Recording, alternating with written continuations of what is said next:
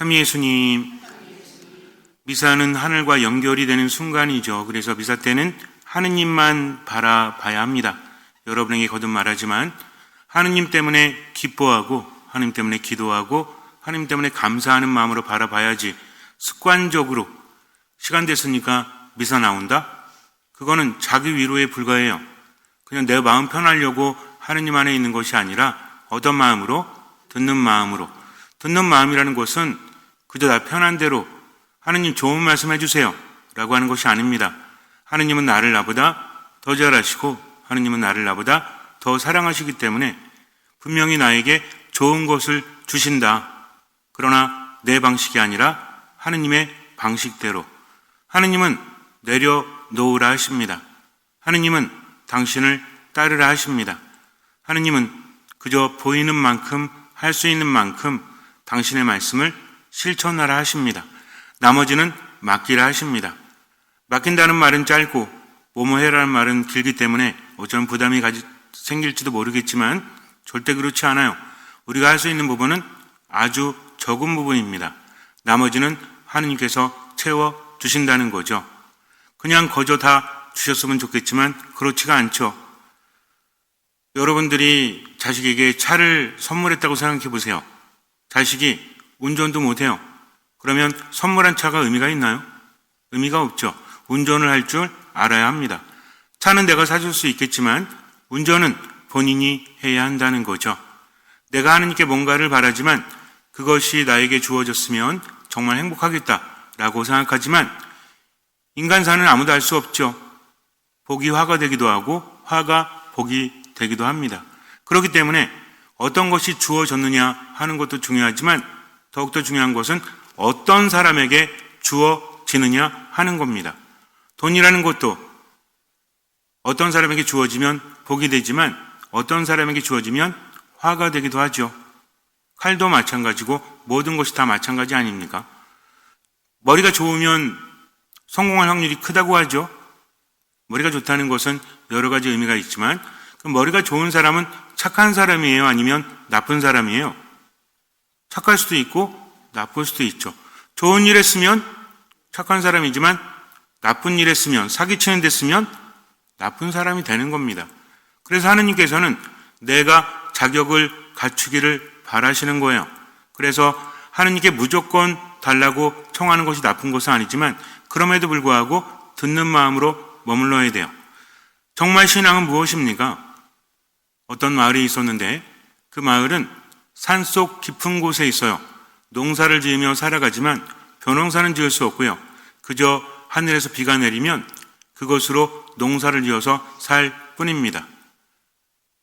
사람들이 많이 모여있는 마을과는 너무나 멀리 떨어져 있었기 때문에 몇 달에 한 번 가서 생필품이나 필요한 것을 구해올 뿐 왕래가 그렇게 잦지 않았고요. 밖에 있는 사람들도 그 마을의 존재를 거의 모르고 있었습니다. 그러니 하늘에 의지해서 살아갈 수밖에 없죠. 그런데 그 사람들은 박해를 피해서 도망쳐온 그리스도교 신자들이었어요. 그래서 모두 함께 모여서 비록 가난하고 그리고 풍족하진 않았지만 그래도 하느님 안에서 똘똘 뭉쳐서 행복하게 하루하루 보냅니다. 그야말로 그 사람들의 얼굴은 언제나 기뻐하고 끊임없이 기도하고 모든 것에 감사하는 사람들이었어요. 조그만 것이라도 하나 생기면 서로 나눕니다. 슬플 때는 함께 모여서 위로를 하고 기쁠 때는 함께 모여서 기쁨을 나눕니다. 정말 행복한 마을이죠. 사람들의 수는 한 50명이나 60명 되었을까? 그렇게 모여 살았습니다. 50명, 60명이면 우리 주일미사 오는 신자들 숫자하고 비슷하죠? 교중미사에 오는 신자들하고.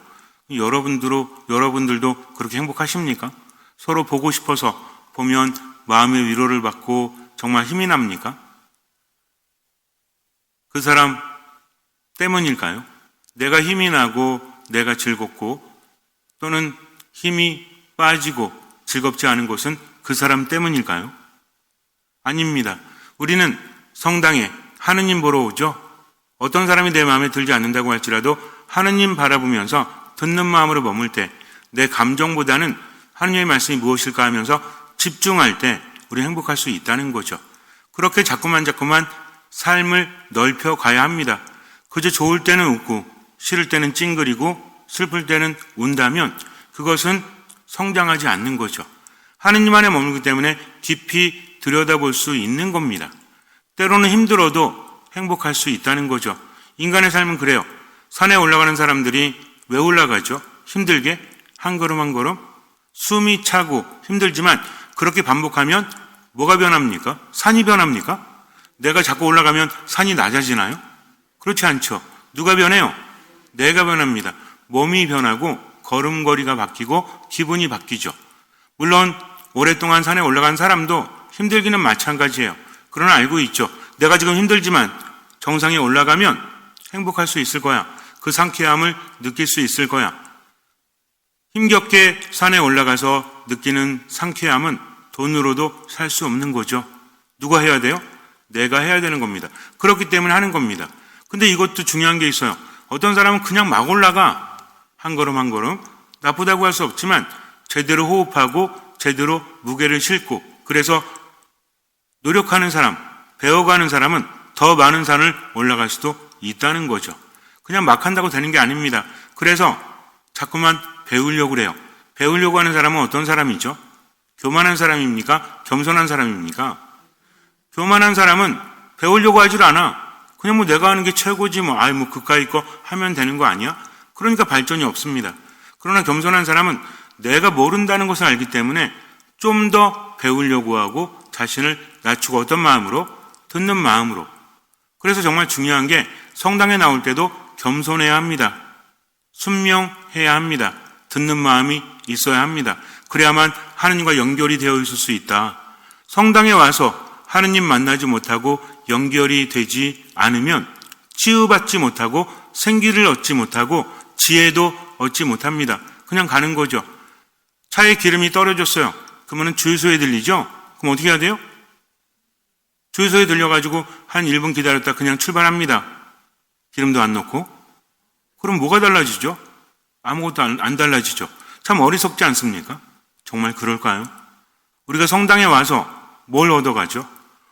늘 말씀드리지만 오늘 독서도 몰라, 복음도 몰라, 강론도 뭔 소린지 모르겠어. 기도도 안 하고 그저 와서 사람 만났어. 그리고 점심 된장찌개 먹을 거 약속했어.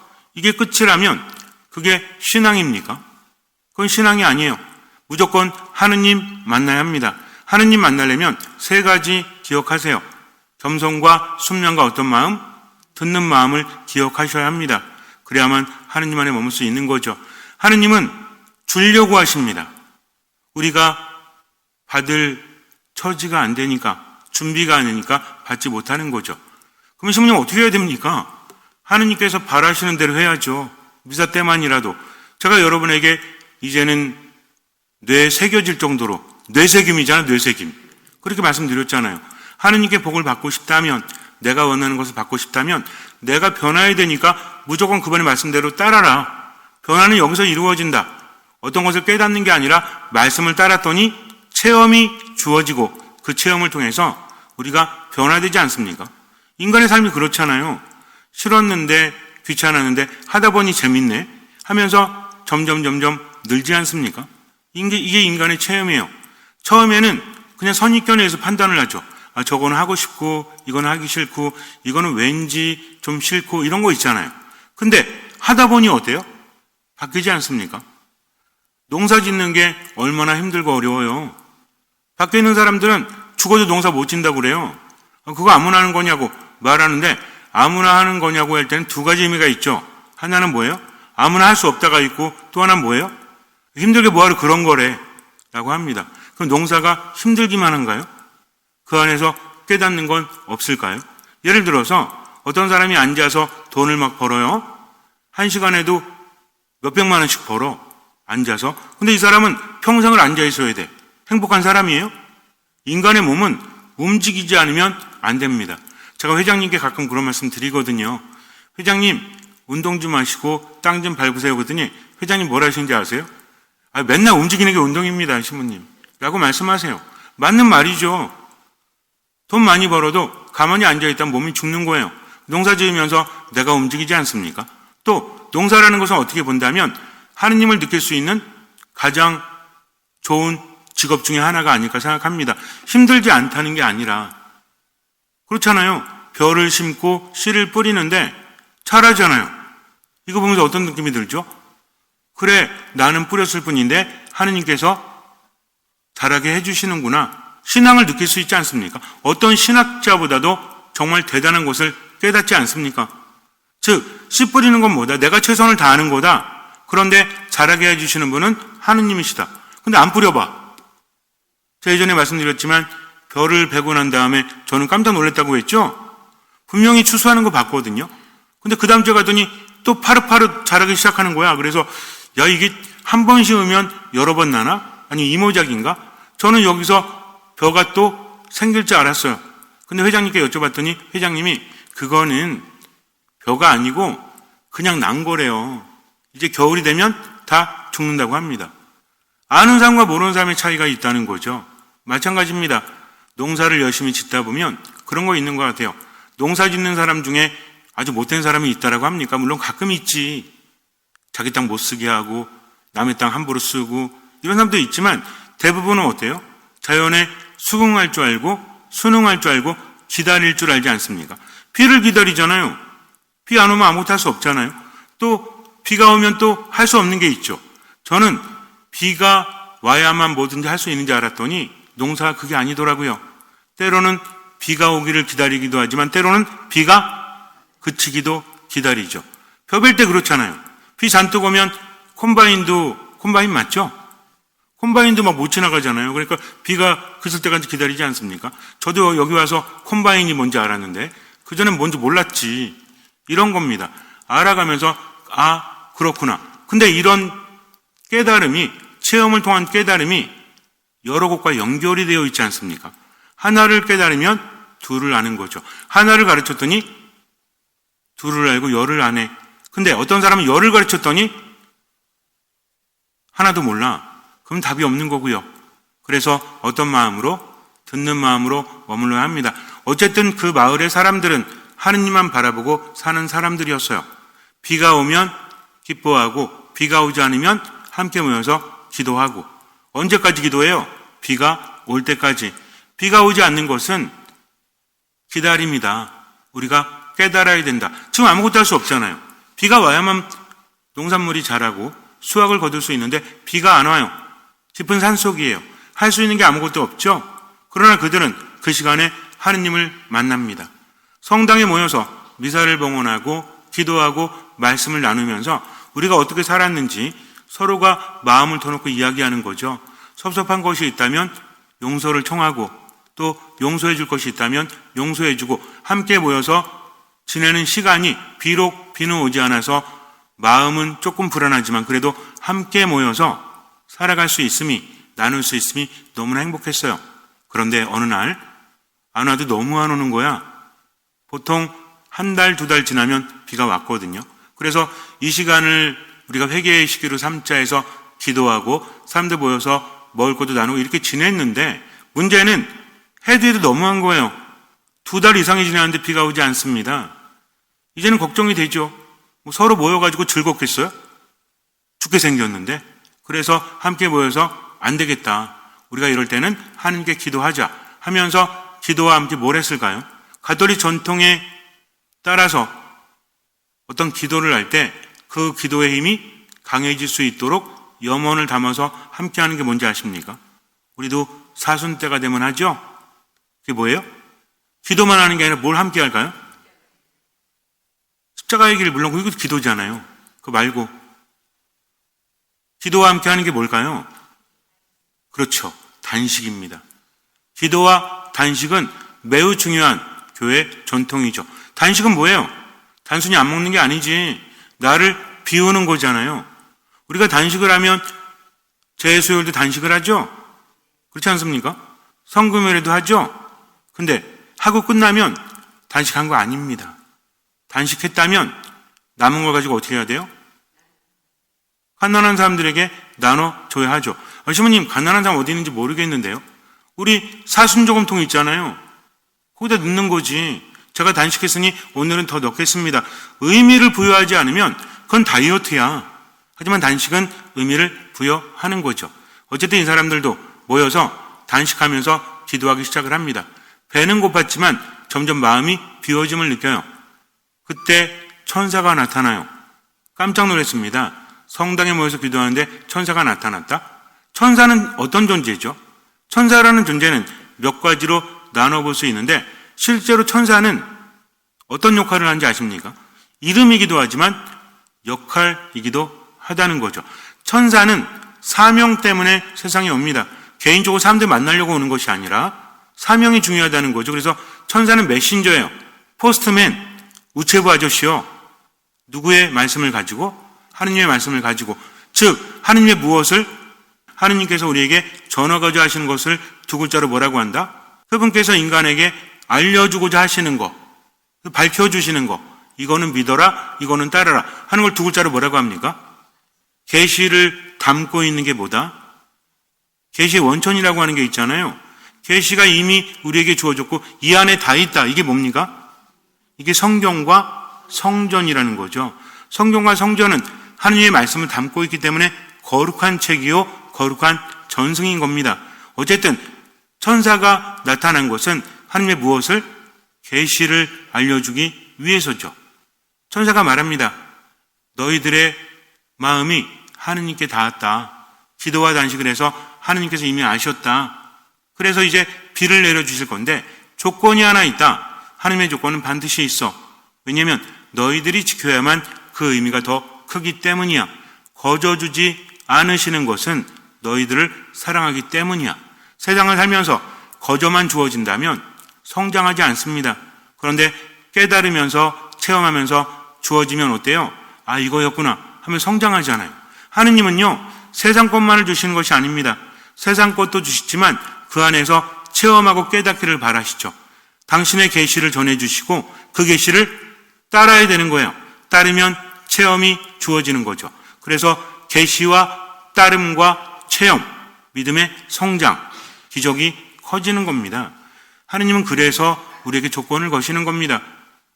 동등한 조건을 채웠기 때문에 기적을 행하시는 것이 아니라 우리가 성장하기를 바라시기 때문에. 마을의 대표인 신부님이 천사에게 물었어요. 조건이 뭡니까? 천사가 말합니다. 너희들 중에 진짜 믿음 있는 사람이 기도한다면 하느님께서 비를 내려주실 거다. 믿음 있는 사람 한 사람만 있다면 비를 내려주실 거다. 라고 이야기합니다. 이 정도 조건이면 아무것도 아니죠. 소돔과 고모로가 멸망할 때 그때 조건에 비하면 한 사람만 있으면 되잖아요. 마을 사람들은 착했고 열심히 기도하는 사람들이었고 매일 미사에 참여하는 사람들이었기 때문에 신부님은 자신이 있었어요. 한 명쯤은 있겠지라는 생각을 한 겁니다. 그가 와서 기도하는 순간 비가 올 것이다 하면서 천사는 사라져버렸습니다. 이제 비는 곧 오겠죠. 믿음 있는 사람들이 많이 있으니까. 열심히 기도했습니다. 밤샘 기도했습니다. 그런데 비가 오지 않는 거예요. 당황스럽죠? 당연히 당장 올 줄 알았는데 왜 비가 안 오지? 모여서 회의를 합니다. 진짜 믿음 있는 사람이 우리 가운데 한 명도 없단 말인가? 그래서 풀이 죽어 있는데 천사가 또 나타나는 거예요. 아, 내가 중요한 말을 안 했어. 분명히 한 사람이 있어. 마을 사람 모두가 와서 기도하면 분명히 비가 올 거야. 바쁘니 간다 하면서 사라져 버립니다. 한 가지 힌트가 더 있었죠. 분명히 있다는 겁니다. 마을 사람 중에. 그래서 아니 대부분 모였는데 빠진 사람이 있나? 찾아봤더니 몇 명이 빠졌어요. 그들을 부릅니다. 이제는 비가 오겠지. 함께 미사를 봉헌하고 기도를 했어요. 근데도 안 와. 체크해봤죠. 누가 빠진 건가? 빠진 사람이 없어. 이게 어찌 된 일이지? 왜 비가 안 오지? 또 멘붕에 빠져 있어요. 그런데 성당문이 빼꼼히 열리더니 한 소녀가 들어옵니다. 어른들이 아이들은 못 오게 했거든요. 왜? 시끄러우니까. 아니 집에 있으라니까 왜 왔니? 하느님께 기도하러 왔어요. 저도 마을 사람이니까. 근데 소녀는 장화에 우비를 입고 있어요. 그리고 와서 기도를 합니다. 하느님 비를 내려주세요. 그 순간에 비가 쏟아지기 시작을 합니다. 어른들이 볼 때는 철부지 어린아이였지만 어린아이는 믿은 거죠. 비가 온다고 하니까 하느님께 기도하면 비가 온다. 그럼 뭘 준비해야 되는 거예요? 우의와 우산을 준비해야 되는데 사람들은 말만 했지 그런 준비를 하지 않았다는 겁니다. 물론 비 올 때 기도하면서 우의를 꼭 준비하라는 게 아닙니다. 믿음이란 이런 거예요. 내가 믿었다면 그분 말씀을 따라야 되겠죠. 아이는 아이의 믿음이 있다면 어른은 어른의 믿음이 있지 않습니까? 정말 하느님의 말씀이 소중하다면 움켜잡아야죠. 하느님과의 관계 안에서 제일 중요한 게 뭡니까? 그분이 어떤 말씀을 하시는지 알아야만 실천할 수 있을 거 아니에요. 우리 신앙이란 게 뭡니까? 맨날 외우잖아요. 믿음이 중요하다, 겸손이 중요하다, 순명이 중요하다. 이게 외운다고 되는 게 아니거든요. 그분의 말씀을 듣고 그것을 따른다. 얼마만큼? 할 수 있는 만큼, 얼마만큼? 보이는 만큼. 이것도 중요하지만 계시 자체가 뭔지 모른다면 우리는 어떻게 따를 수 있고 어떻게 하느님 안에 온전히 머물 수 있겠습니까? 어려운 말을 알라는 게 아닙니다. 신앙은요, 내 감정이 아니라 내 생각이 아니라 내 말과 행동이 아니라 누구 때문에? 하느님 때문에 그것을 따르는 겁니다. 이게 가장 중요하다는 거죠. 그래서 신앙은 하느님을 바라보는 거다. 그분의 말씀을 듣고 따르겠습니다 하면서 매 순간순간 그렇게 하는 거다. 이거를 알지 못하면 신앙 전반이 흐트러질 수밖에 없죠. 우리는 왜 회개를 해야 됩니까? 잘못했으니까. 근데 근본적으로 잘못이 뭐죠? 죄가 뭐죠? 지금 내가 뭘 회개해야 돼요? 저녁 기도할 때 회개를 하고 미사 때 가슴을 3번 치면서 우린 통회를 하지 않습니까? 그럼 뭘 통회하는 거죠? 뭘 회개하는 거죠? 하나님의 뜻대로 살아가지 못했음을 끊임없이 묵상하고 생각한다면 관심이 가겠죠. 그래, 하느님의 말씀이 중요하니까 귀를 기울이자. 어떤 마음으로? 듣는 마음으로 살아가자. 하느님께서 당신의 뜻을 우리에게 알려주시니까 그걸 뭐라고 부른다? 이걸 계시라 부른다. 그럼 계시의 원천이 무엇이다? 그 계시가 어디 담겨져? 지금도 막 계시를 주시나요? 물론 그럴 수도 있지만 이런 것들은 사적 계시라고 그랬죠. 사적 계시는 공적 계시 안에 이미 담겨져 있다. 중요한 건 공적 계시다. 공적 계시는 어디에 있다? 성경과 성전에 있으니까 뭘 자꾸 묵상하면 돼요? 성경을 묵상하면 되죠. 그 교회 가르침은 교회에서 알려주는 대로 따르면 되는 거니까. 그러면 성경을 읽는다고 우리가 보통 말하진 않잖아요. 읽는다고 말하기도 하지만 뭐라고 합니까? 말씀을 묵상한다고 말하죠. 말씀을 묵상한다는 건 뭐죠? 예전의 이야기를 알고 내 삶 안에 적용시키기 위해서 어떤 마음으로? 듣는 마음으로. 그래서 성경을 묵상한다면 가장 중요한 건 하느님과 납니다. 하느님, 당신은 저의 주님이십니다. 당신은 저의 치유자십니다. 당신은 저에게 생기를 불어넣으신 분입니다. 당신은 저의 죄를 용서하시는 분입니다. 그러면서 그분의 말씀을 듣고 따르는 거죠. 이게 중요합니다. 근데 가장 중요한 핵심이 없다면 그냥 성당에 나오는 거지. 나와서도 어때요? 나는 맨날 나오니까 신앙이 있는 거다? 정말 그럴까요? 그럴 수도 있고 아닐 수도 있죠. 우리는 겸손해야 됩니다. 분명히 성경에 나오죠. 바리사이와 세리의 기도. 하나님은 어떤 기도를 들으시죠? 바리사이가 뭐라고 합니까? 나는 11조도 잘 내고 그리고 잘 살아. 하느님 앞에서 부끄러움이 별로 없는데 고개가 빳빳하죠? 근데 세리는 어때요? 저는 죄인입니다 라고 말합니다. 이게 뭐예요? 그냥 자존심 다 내려놓고 자존감이 낮아가지고 나는 죄인이야 살 필요가 없어 이런 신세 한탄입니까? 그게 아닌 거죠. 우리 언제 그래요? 사랑하는 사람이고 그 사람에게 많은 걸 받았는데 난 뭔가를 못 해줬어. 사랑하기 때문에 마음이 아프지 않습니까? 그냥 자존감이 떨어지는 것이 아니라 모든 것이 하느님께서 주셨는데 내가 뭘 할 수 있을까? 미사 안에 온전히 머물겠습니다. 목숨 걸고 말씀 묵상 열심히 하겠습니다. 제가 비록 나이도 많고 아는 것도 없지만 그래도 말씀은 살아있고 힘이 있으니까 하면서 나오는 거죠. 강론 들을 때도 어때요? 눈 크게 뜨고 그 말씀을 움켜잡기 위해서 듣는 거죠. 최선을 다하는 겁니다. 자, 하느님께서 당신의 뜻을 우리에게 알려주시는 것, 이것을 따라야만 살 수 있다. 이것을 따라야만 구원받을 수 있다. 이것을 따라야만 내 안에 머물 수 있다라고 하시는 것, 두 글자로 뭡니까? 계시. 중요해요. 우리는 계시 종교이기 때문에 계시 종교는 말씀을 듣고 계시를 듣고 어떻게 한다? 이해하지 못해도 따름이 중요하다. 따름 다음에 뭐가 주어진다? 체험이 주어지고 체험을 통해서 믿음은 더 커지게 되는 거죠. 아주 간단하지만 삶으로 실천해야 되는 겁니다. 제일 중요한 건 하느님이 누구신지 아는 거죠. 나에게 누구신지, 이것을 관계적인 알미라고 했죠. 관계적인 알미 되게 중요하잖아요. 어떤 사람이 나한테 커피 한 잔 사다 달라고 하면 사다 줘요, 안 사다 줘요? 사다 줄 수도 있고 안 사다 줄 수도 있죠. 뭐가 중요해요? 커피 값이 중요해요? 여기서 중요한 게 뭐죠? 어떤 사람이 나에게 커피를 사다 달라고 합니다. 여기서 중요한 게 뭐예요? 뭐요? 그렇지. 어떤 사람이냐, 이게 중요하지 않습니까? 이게 관계라니까. 누가 나한테 착하게 살래. 근데 모르는 사람이고 내가 싫어하는 사람이 그럼 뭐라고 그래요? 너나 잘하세요.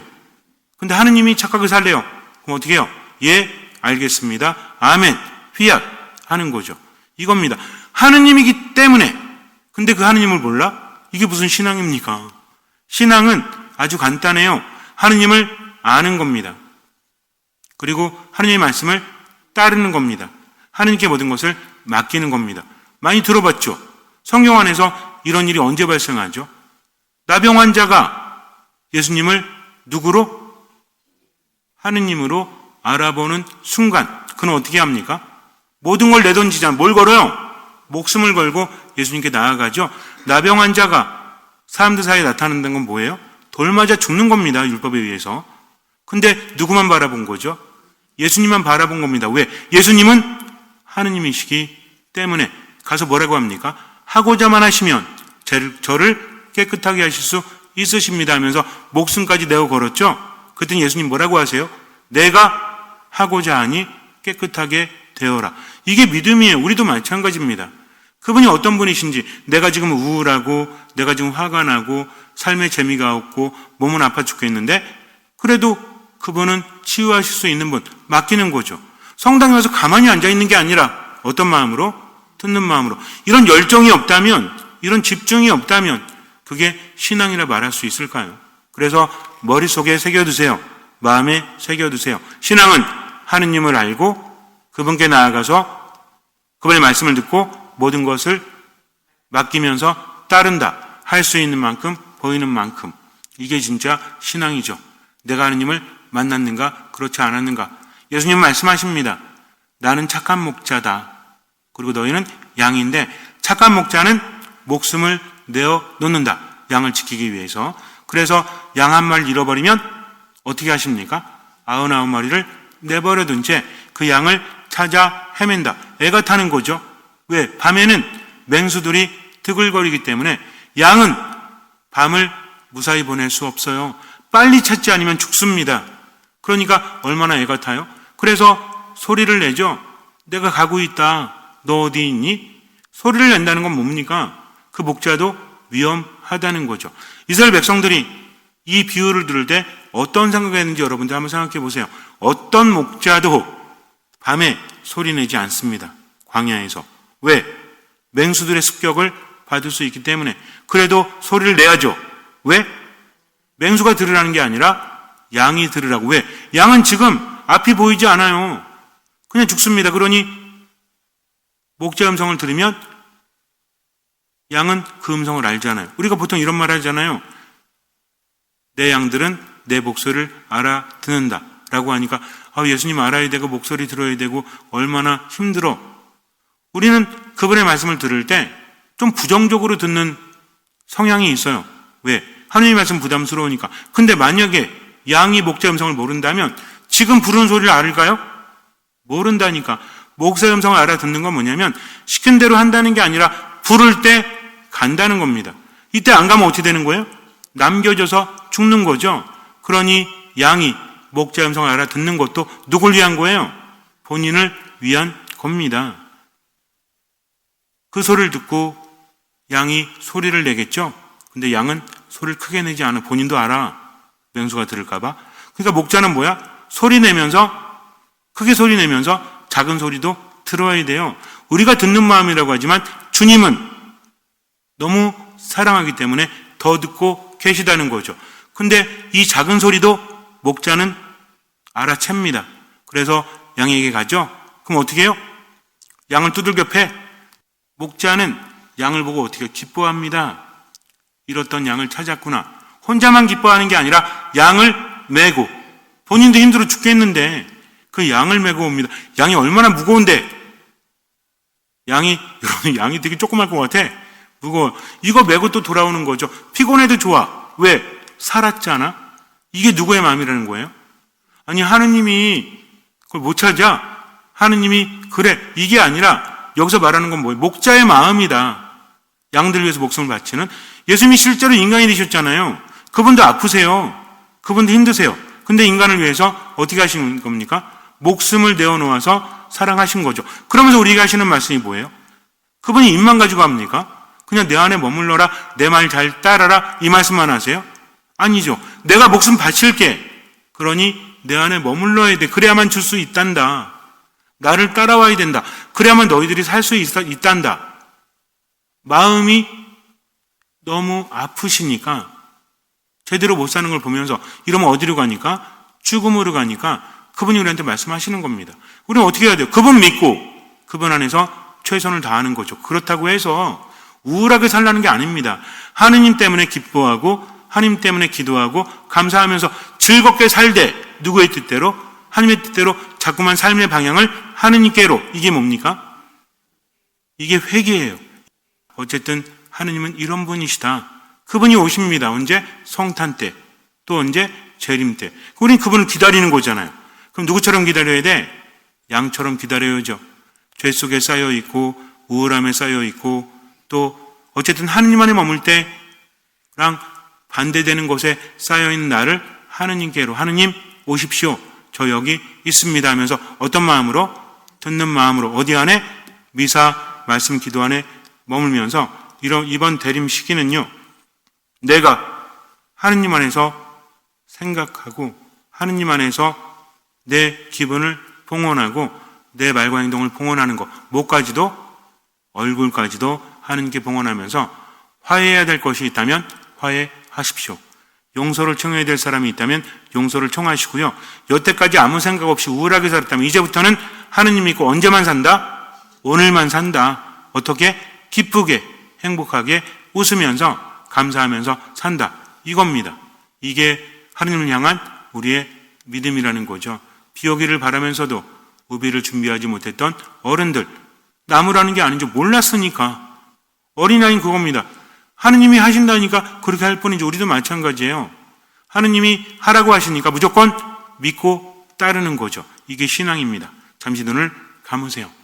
마태오가 전한 거룩한 복음입니다. 그때 예수님께서 제자들에게 말씀하셨다. 너희는 어떻게 생각하느냐? 어떤 사람에게 양 100마리가 있는데 그 가운데 한 마리가 길을 잃으면 99마리를 산에 남겨둔 채 길 잃은 양을 찾아 나서지 않느냐? 그가 양을 찾게 되면 내가 진실로 너희에게 말하는데 길을 잃지 않은 99마리보다 그 한 마리를 두고 더 기뻐한다. 이와 같이 이 작은 일 가운데 하나라도 잃어버리는 것은 하늘에 계신 너희 아버지의 뜻이 아니다. 주님은 나의 목자십니다. 나는 그분의 양이죠. 양은 목자를 따라갑니다. 죽음의 골짜기를 간다고 할지라도 아니 여기 왜 왔어? 하는 것이 아니라 그래 그분께서 함께 하시니 그분만 보고 가야지 하면서 보이는 만큼 그분의 등만을 바라보고 걸어가는 겁니다. 그러다 보면 어느새 죽음의 골짜기를 지나 영원한 생명이 있는 푸른 초장에 도착하게 되죠. 그렇게 하느님 믿고 지금을 살아가세요. 내 우울함, 내 분노, 내 짜증, 내 무력함을 하느님께 봉헌하고 그저 할 수 있는 만큼 보이는 만큼 목자이신 그분의 음성을 따라가십시오.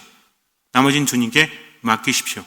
주님께서는 그 믿음을 보시고 우리 삶에 놀라운 기적을 일으켜 주실 것입니다. 아멘.